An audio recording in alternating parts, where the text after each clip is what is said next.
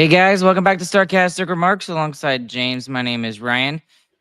Welcome to the after game review for game 5 of round 2 against the Winnipeg Jets. The Stars do lose game 5 here by a final score of 4-0 tonight. If you're watching on YouTube Live, we'd appreciate it if you would click like and subscribe while you're there, and also hit that notification bell so that you never miss an episode of Starcastic Remarks. We're trying to get to 1,000 subscribers by the end of the playoffs, and we're hoping that will be sooner rather than later. James, let me get your initial thoughts on this game tonight, and what you think. What's your initial thoughts? The first period, I'll go period by period. First period, not very good. Jets desperation came through a bunch, but the big thing with that was you made it through the first period and it was scoreless. And I think one of the main things I think about is on the road, especially if it's a 0-0 score on the road after one. That's a good score line for the road team.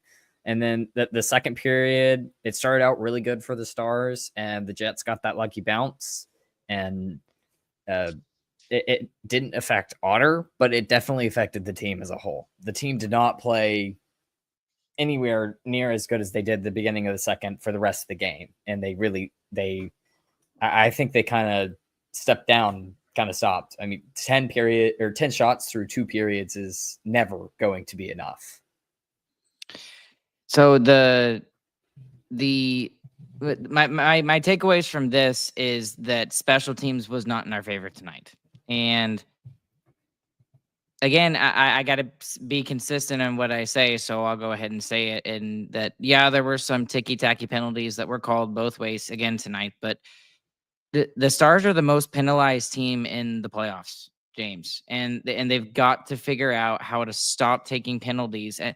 And I saw a tweet, and I wish I remembered who it was so I could give this person credit, but it felt like the Stars were in the penalty box more than they were in the offensive zone here tonight. They spent next to 0 time in the offensive zone. And when they did, it was, 3-0 when they were getting some chances and stuff like that. But what do you think about that? Because I've got some other thoughts I want to say too. It's definitely not wrong, but I don't think that the way they played tonight was super bad in terms of you're the team up in a series 3-1. You're trying to eliminate a desperate team, and they really tried to limit the Jets. And like you said, the penalties is really where it got them in trouble. If you can not take those third period penalties, the Petrovic one is really bad. The Bichel one is really, really bad. That really sunk the game. If you have a 1-0 game and the Stars hold on to that, then they get to the 6-on-5. I think they probably have a much better chance there, but they didn't give themselves a chance after fighting the whole game to get that chance. And this is where I want to go with this, James, is I want to specifically look at the third period, and then we'll talk about the controversial stuff here in a second. But the third period, that line of Duchesne, Ben, and Sagan come out there and started off great. Like we had barely spent any time in the offensive zone. That line comes out there right off the bat, and they spend an entire minute shift in the offensive zone. And what do they follow it up with? 2 penalties back to back. And you can't. You can do that in the regular season and it not cost you as much.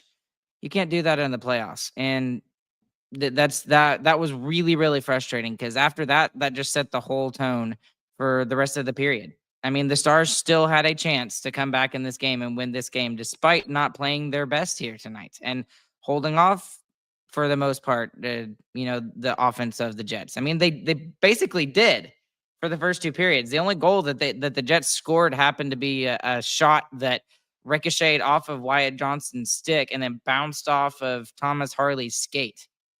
So that's why I was really frustrated with that particular moment in the game is at the top of the third period is because you're just shooting yourself in the foot. And then when they turn around and they get a power play, the power play was inconsequential tonight. They didn't get a single goal. And the power play didn't do them any favors really. So that's pretty much it for me here tonight. It's special teams, and there's other stuff obviously that I want to talk about, but special teams is what lost us the game tonight. Yeah, and the Jets definitely figured something out on their power play, because even the one late in the second looked really, really dangerous. And there's gonna have to be adjustment between this game and the next, and there probably will be. But I think that the Jets figured something out on the power play specifically. Now, I think the power play for the Stars, it was more of the Stars just not connecting tonight. I mean, it was a lot of the same from game 4 with the connection issues. It didn't look fluid. There were times when I mean, Heiskanen still doesn't look great with passes in the neutral zone specifically, I would say. But I mean, Harley had a terrible time with those passes tonight too. And this has probably been Thomas Harley's worst game of the playoffs so far. And I'm glad you brought up Miro, because that was going to be something else I wanted to talk about, because he looked very off tonight, like very, very off. I mean, he had that really egregious turnover at in the neutral zone at the Stars blue line on the power play. It just completely just did not pay attention to the fact that there was a Winnipeg Jet player right there. And then there were 2 other instances, once in the second and once in the third, where he just made a pass and there was nobody there. And that's not to get onto him, because that's not what I'm doing. That's the truth of what happened in the game. I mean, that is pointing out a fact of what happened in the game, is that he does not look on. He looks off. And again, that's not really his fault. He gets dropped in the middle of the second round of the 2025 playoffs. That's a hard thing to do. And it's frustrating as a fan to watch that and know what you've seen this player be able to do. And, everyone expects him. Okay, well, he's 100%. He's playing tonight. He's going to play 20 plus minutes and he's going to be great. That's not the case. Playoff hockey is very different. And Miro Heiskanen is trying to figure it out on the fly. So it's not really his fault that those 3 particular instances that I'm referring to were as bad as they were. And he's very obviously not back up to 100%, because he gets beat again on the empty netter tonight back to the net. And it's just something that you don't normally see from him. Normally he is faster than that, and you can tell he just hasn't had enough time to get back up to his normal pace. And I want to jump on this storyline a little bit too, James. And it's not really a big storyline, because the Stars were up 3-1, now up 3-2 still. But watching these other teams like Carolina and like Edmonton take care of their series, the last 2 games,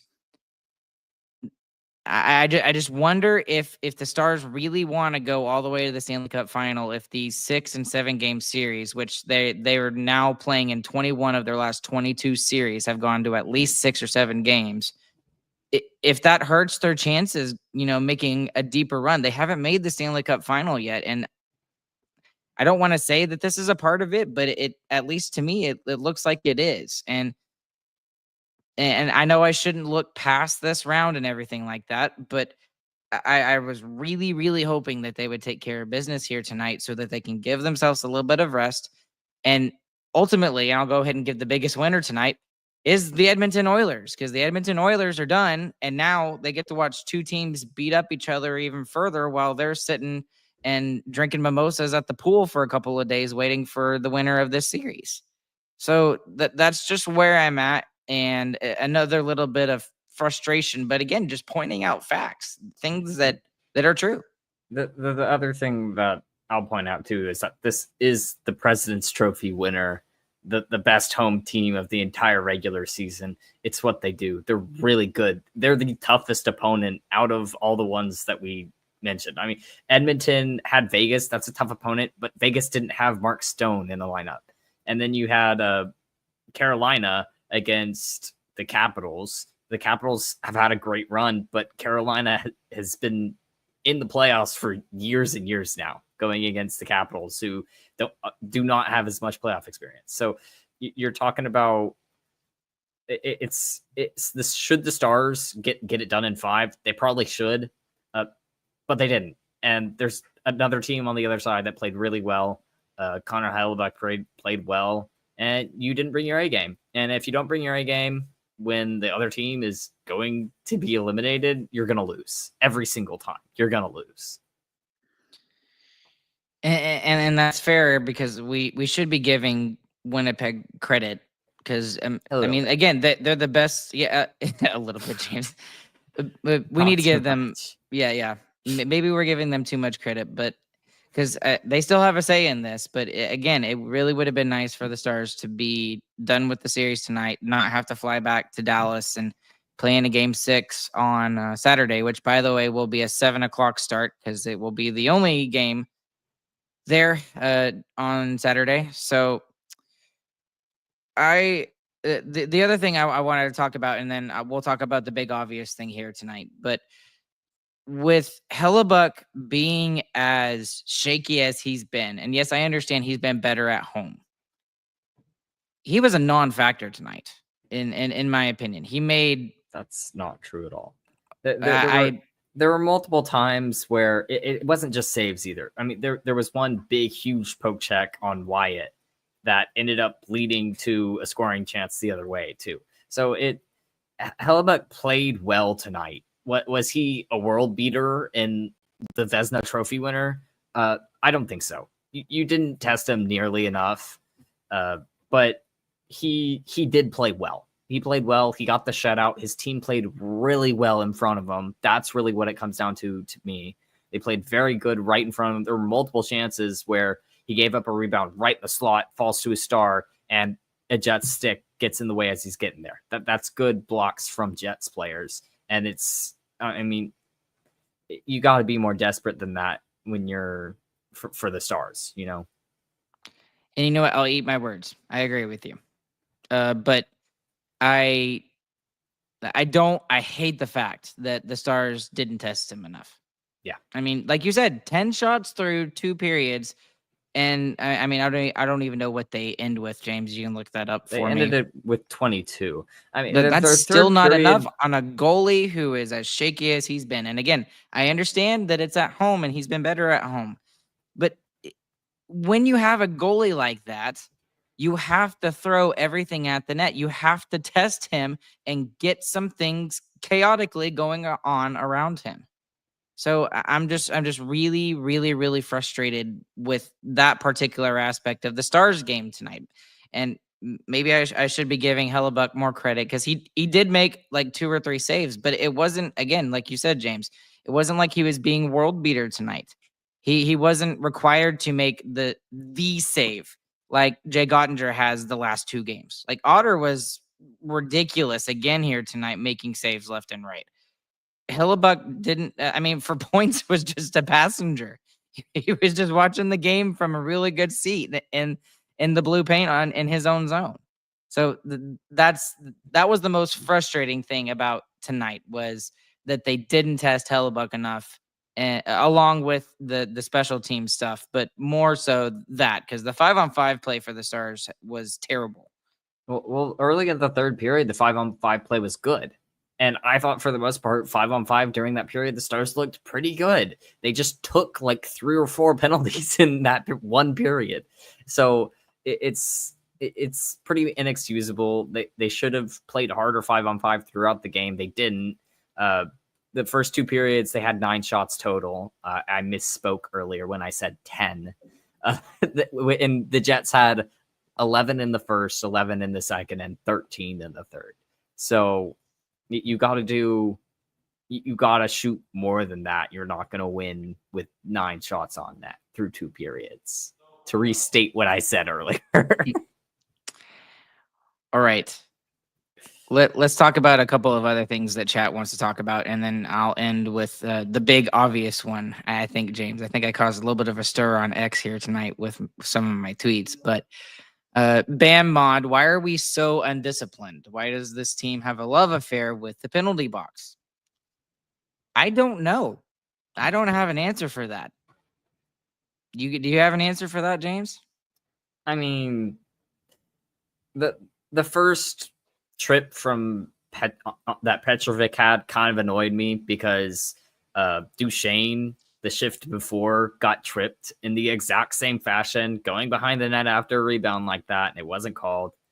That annoyed me. And then the Lindell trip is kind of a joke. It's a trip, but the player has like 20 hours to go over Lindell's stick. Instead, decides to step right on it intentionally. I mean, it's pretty intentional. He still didn't lose his balance either, though. If you go back and watch the slow-mo, he still has his balance, and then he decides to fall. So he's trying to get the call. It's a good play from him to get that call, stepping on it like that, but it's whatever. It's not normally gonna. You're not normally gonna see that. Really, the bad one is, I think Bischel's is really bad. I understand it's a 2-goal game and that's his game is playing physical, but you gotta be able to do that and not go in the penalty box, especially once your team has already given up 1 on the power play. Yes, it was a 5-on-3, but regardless, the Jets power play looked good all night, so you gotta stay out of the box on those nights, especially. And that one really sunk the rest of the game. So overall, penalties bad. I don't know why they love going in there, but for the most part, it hasn't cost them except for like 1 or 2 games, and this was one of those 2 games. Moving on, there's a couple more questions I want to get to, James. Ardell, he really wants me to talk about this, I think, because he's mentioned it twice now. But power play time on ice, Miro with 5, Harley with 3 minutes and 6 seconds. And insert cuss word here. So thank you, Ardell, for just saying cuss rather than the actual word. But James, what's your thought process on that? Because the only thing I can think of is Harley had a rough game and Pete DeBoer maybe trying to get Miro going, but it didn't look good either way, whether it was Harley or Miro on the power play tonight. It didn't look. Let me rephrase that. It didn't look as connected as it normally is on the power play when it's at its best. There looked like there is some hesitance there, and not a lot of confidence here tonight. Yeah, I think a lot of it is just Harley having a really rough night.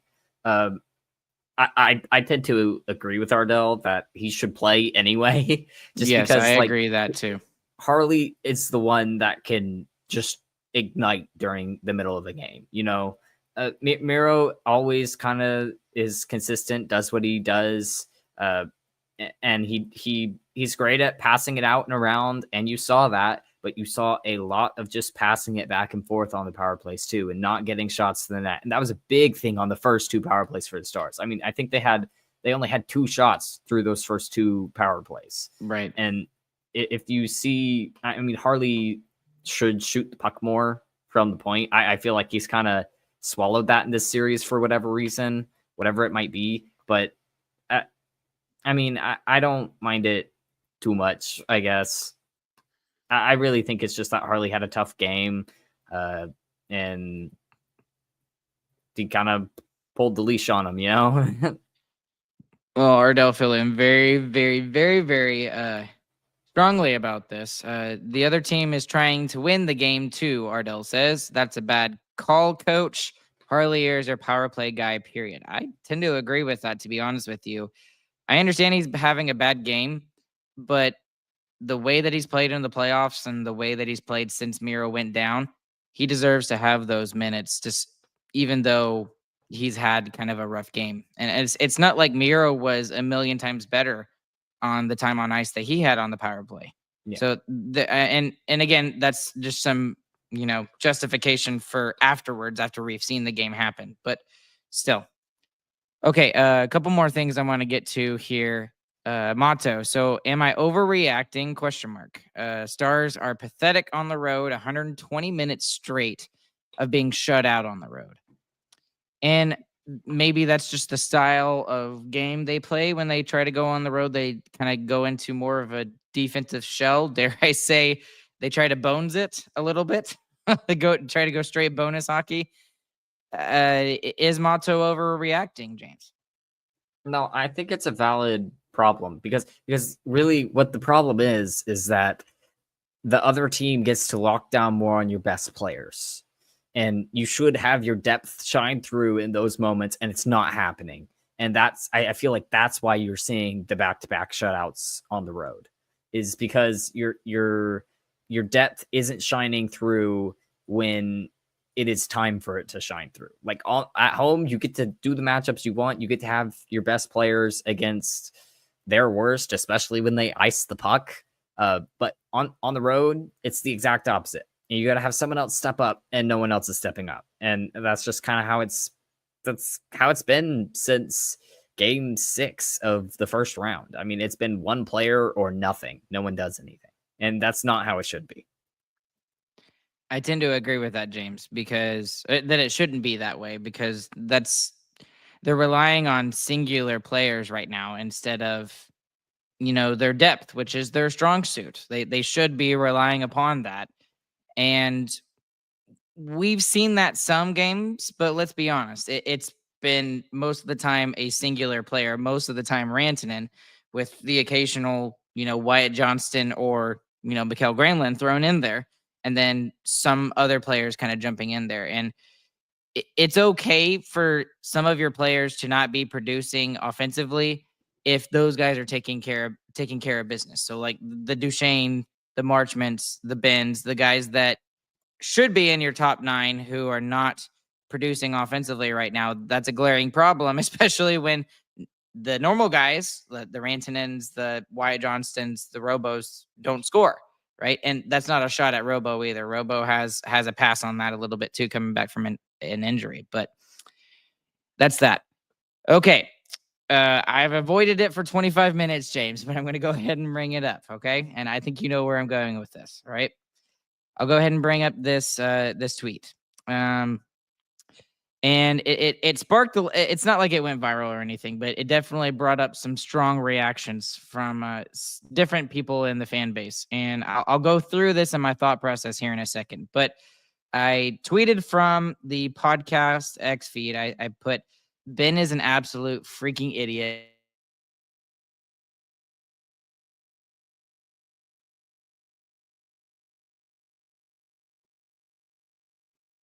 I think we lost Ryan for a bit, but he's going to talk about this tweet, so I'm going to talk about it. So I understand that Ben is upset on whatever play it was. He got kind of trapped on the boards.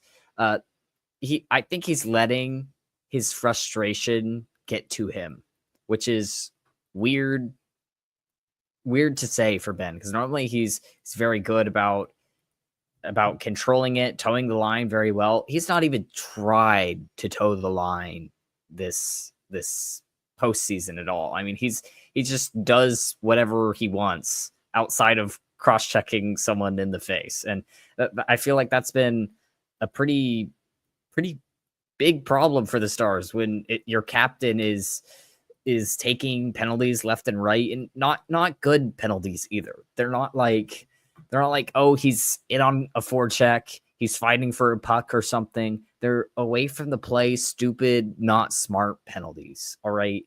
I understand being physical and wanting to be that physical presence. And yeah, he kind of has been for a couple games now, but you got to clean up those stupid away from the play penalties. It's senseless. It's not helping your team. It's actively hurting them. It's got to stop. Welcome back, Ryan.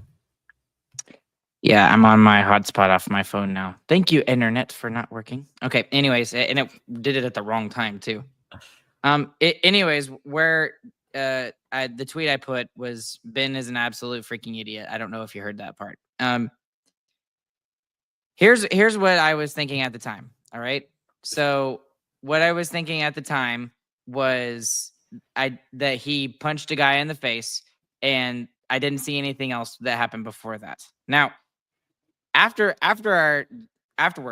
I have seen things that, like, apparently Shifley kicked Jamie Benn, and there were a couple other players that were going after him, and so okay, there's a little bit of justification for Jamie Benn there, but here's where I'm coming from, and some people are saying, well, yeah, this will get the stars going and this will get the emotions up and everything like that. But for me, with this team, that's not really how the team goes about its business. All right. The way they go about their business is shutting things down and not adding extra things to the series. We have seen in the last couple of runs that have happened, Jamie Benn has gotten himself into a little bit of trouble, and it's woken up the other side. Now, this is a little bit different situation in the fact that the Stars are up 3-2, and they were up 3-1 here in the series this evening. What I'm thinking, and I hope I'm wrong, and is that if the Jets come back and they win Game 6 and they win Game 7, that's going to be looked at, and you look at that situation and that particular moment in time, and that brings up the rest of the series, and it adds emotion for the Jets to win the series, and it gets the Jets going instead of the Stars. And that's what I'm looking at, and that's what I'm afraid of. And maybe my thought process and my feelings there are unfounded, and it's not fair and it's not true or everything like that. But that I wasn't thinking in that moment that, this is exactly what Jamie Benn needs to do. Was he justified in what he did? Probably.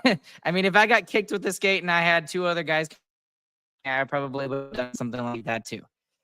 But you can't do that when emotions of the series go the opposite way.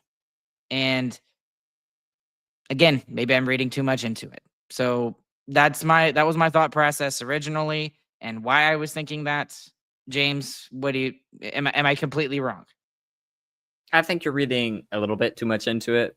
I the only thing I think about that play, honestly, is that I'm glad Jamie got a good punch in for it.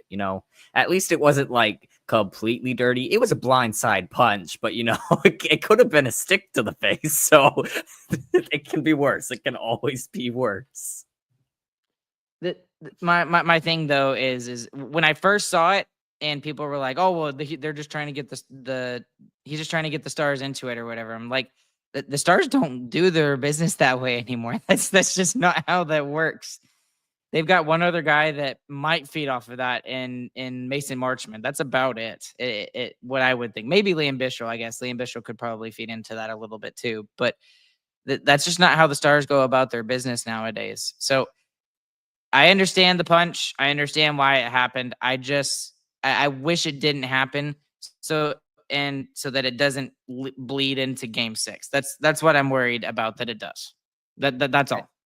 I think another big thing that is kind of disappointing about it to us is that we wish we could see Jamie Benn do something impactful like that while the game is going on. You wish you could see him make a play that gets him into the zone or something like that, and he's just that's not who he is anymore.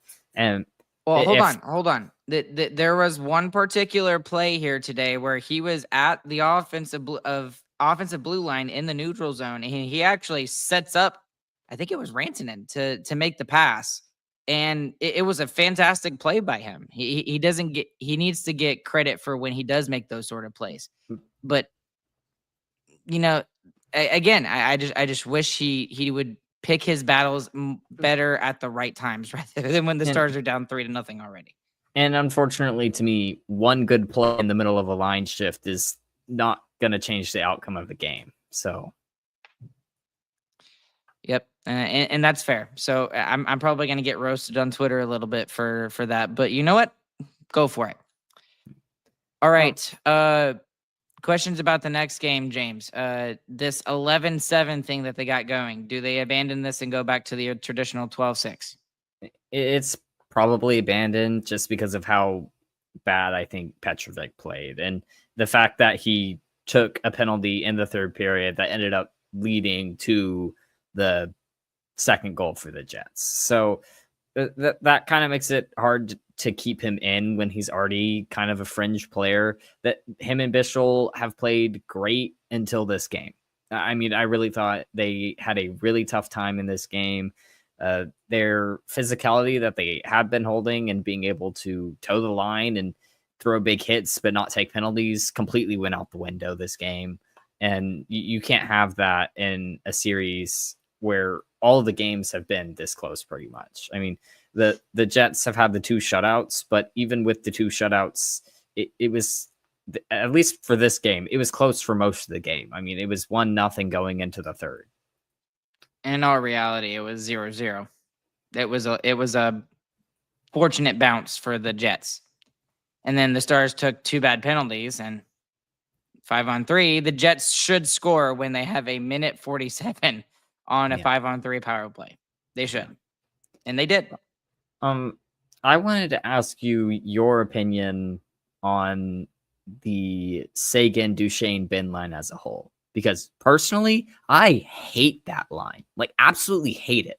They have great chances when they play sometimes, but then they have other times where they're trying to be way too cute, especially between Benn and Duchesne, where they just pass it to no one and it leads to a breakup the other way.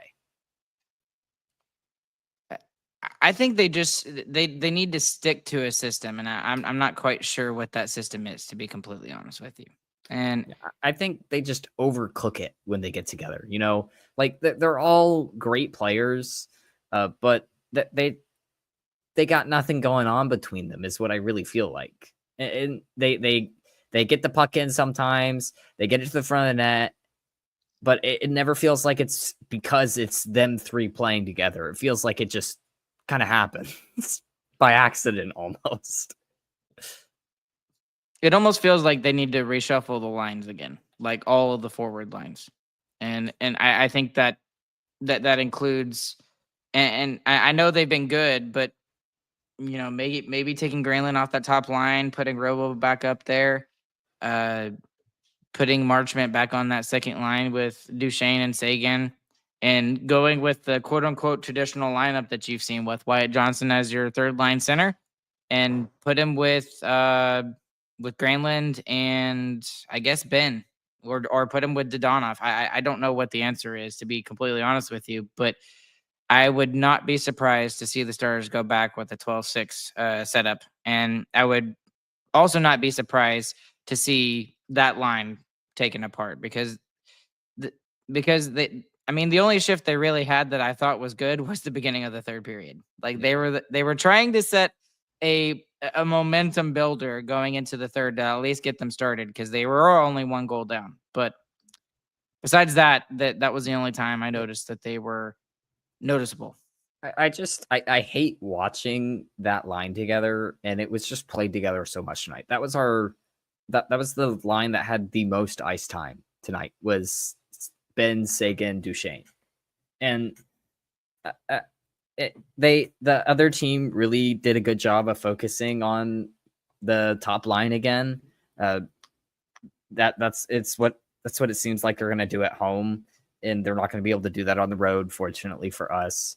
But I don't like seeing it. I don't think that they work together. And that's probably true.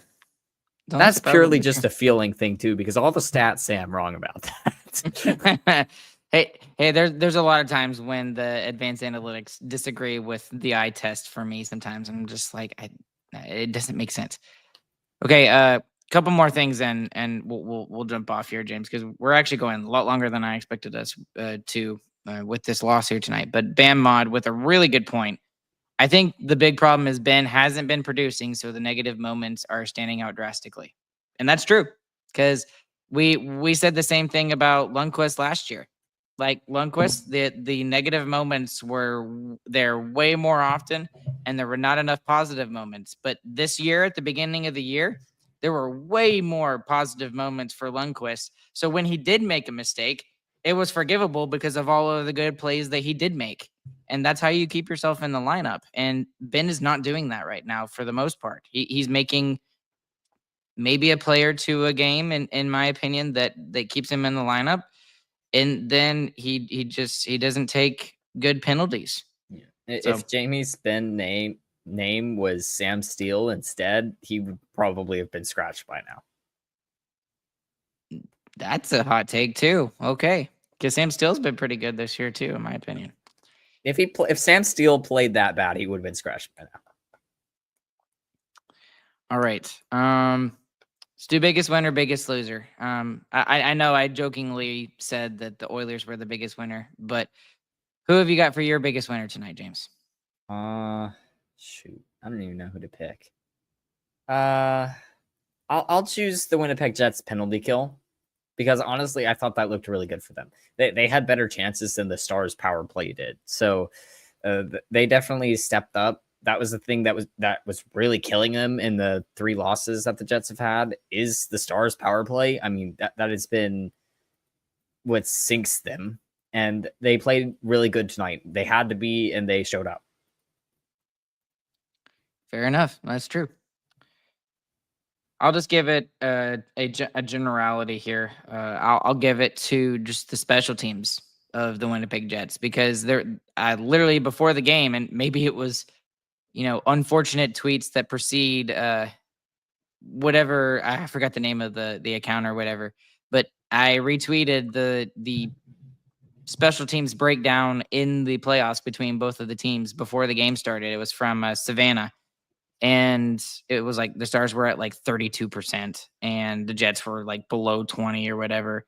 And the Stars, were able to rely upon their special teams quite a bit here in the playoffs, and it let them down tonight. So I'll give the biggest winner to the Winnipeg special teams. Who's your biggest loser? Biggest loser I'm going to give to Thomas Harley. He really had a tough night. He had a couple of bad giveaways.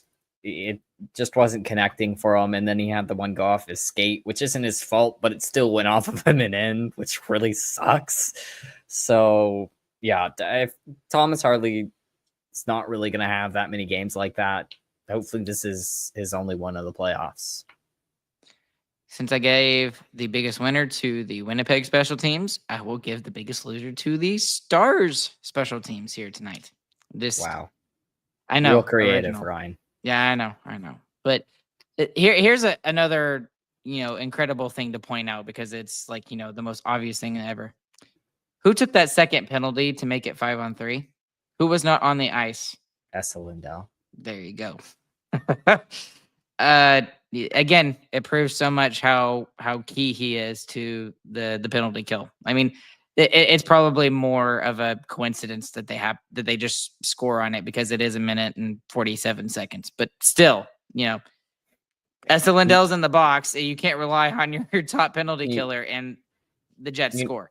You know what's ironic is that Esa Lindell was also not on the ice for the second power play goal. Oh my gosh.